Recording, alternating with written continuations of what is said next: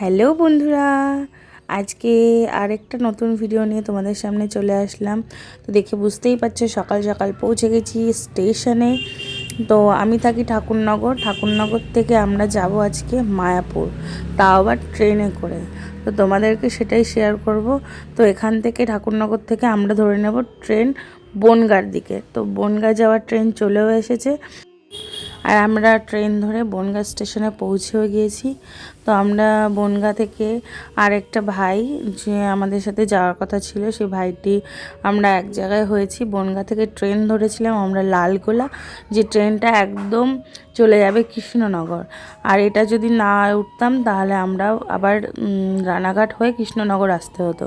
তো আমরা সেখান থেকে এই যে কৃষ্ণনগর পৌঁছে গেছি। ওখানে প্রচুর টোটো আছে মায়াপুর যাওয়ার। তো আমরা টোটোতে উঠেও পড়েছি ফাইনালি। আর কৃষ্ণনগর থেকে অনেকটা দূর যেতে হবে, টোটো অটো এগুলো না করলে তোমরা যেতেও পার, বাসও যায় ওখানে ডাইরেক্ট। তো আমরা টোটো করে, যেহেতু টোটোয় করে 5 জন ছিলাম, একবারে একটা টোটো হয়েও গেছিলো। তো আমরা ওখান থেকে একদম চলে আসলাম মায়াপুর। আর দেখো আমরা হোটেলও ঠিক করে নিয়েছিলাম। তো একদম রোডের সামনে ছিল হোটেলটা আমাদের, সেটাও তোমাদেরকে দেখাবো। তো আমরা আগে রুমগুলো ঠিকঠাক করে নিই, যেহেতু আমরা 4 জন ছিলাম। তা এই রুমটা 2টো বেড ছিল, এটা আমরা নিয়েছিলাম। আর একটা ভাইয়ের জন্য নিয়েছিলাম, ও সিঙ্গেল যেহেতু, তাই সিঙ্গেল একটা বেড। চলো তোমাদেরকে দেখাই। দেখো এখান থেকে সূর্য একটা স্পেস দিয়ে বারান্দাটায় গিয়ে তোমাদেরকে দেখাবো। দেখো একদম জানলা থেকে দেখলে একদম মায়াপুরের মন্দিরটা দেখা যাচ্ছে, ইস্কন মন্দির। আর ওই দেখো গেটটা।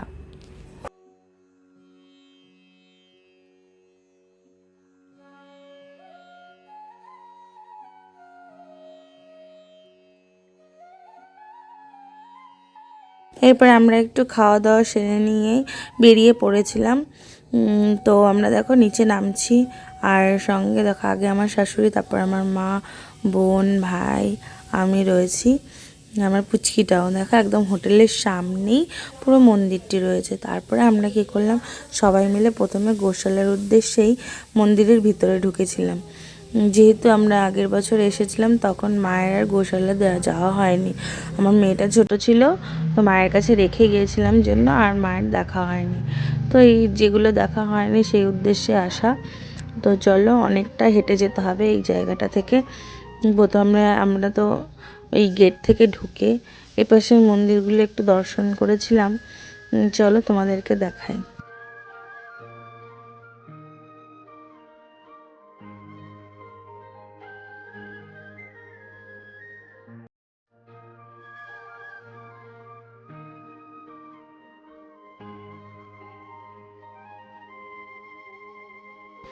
তো এখান থেকে আমরা এবার রওনা দিয়েছিলাম ওই মন্দিরটি দেখে গোশালার উদ্দেশ্যে। তো গোশালা এবার অনেকটা দূর, তো আমাদের হেঁটে হেঁটে যেতে একটু সময় লেগেছিল।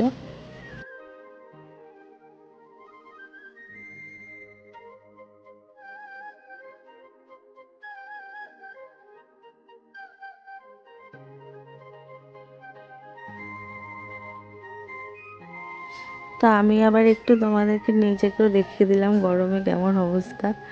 আর আমার পুচকি দেখো, ও তো পুরো ফুল এনার্জিতে থাকে সব সময়। তো ও হাঁটছিল ভাইয়ের হাত ধরে। আর এই দেখো কত লোক গোশালা দেখে ফিরছিল, আবার কত লোক ওদিকে যাচ্ছিল। তো আমরাও যাচ্ছিলাম।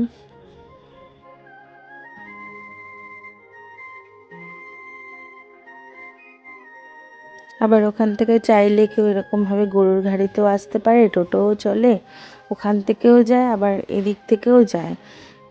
তো আমরা হেঁটে হেঁটেই গিয়েছিলাম। তো চলো দেখি ভেতরটা দেখা যাক এবার।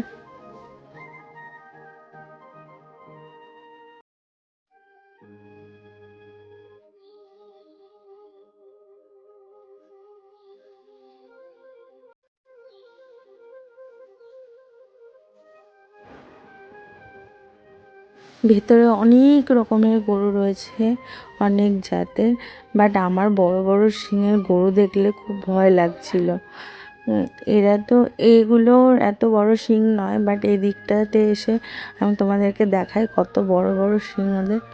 আমার সত্যি ভয় লাগছিল, অনেকে তো হাত দিচ্ছিল, ইচ্ছাও করছিল, আবার একটু ভয়ও লাগছিল। আমার পুচকির তো খুব ভয় লাগে।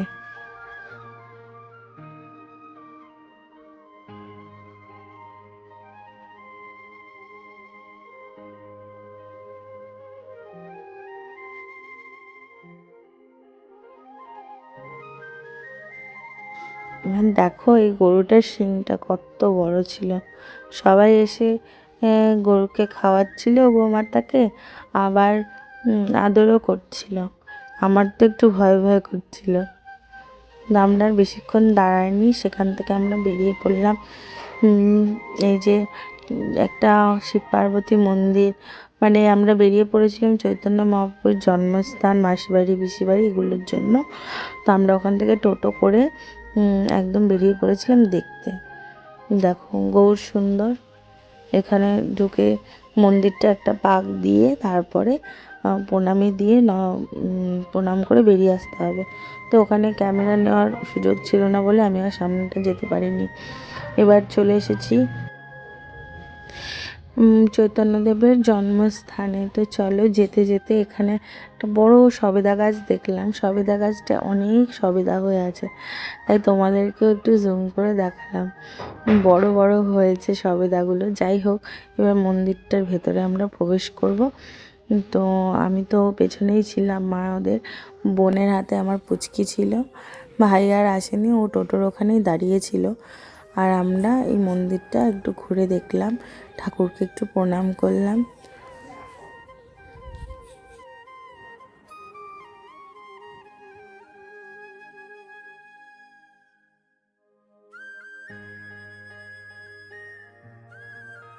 তো এরপরে চলে আসলাম চৈতন্য মহাপ্রভুর লীলাস্থানে। সেখানেও ভালো লাগলো, অনেক ফুল গাছ, অনেক কিছু দেখলাম। তো আজকে ভিডিওটা এখানেই শেষ করছি। দেখা হবে আগামী ভিডিওতে। রাধে রাধে।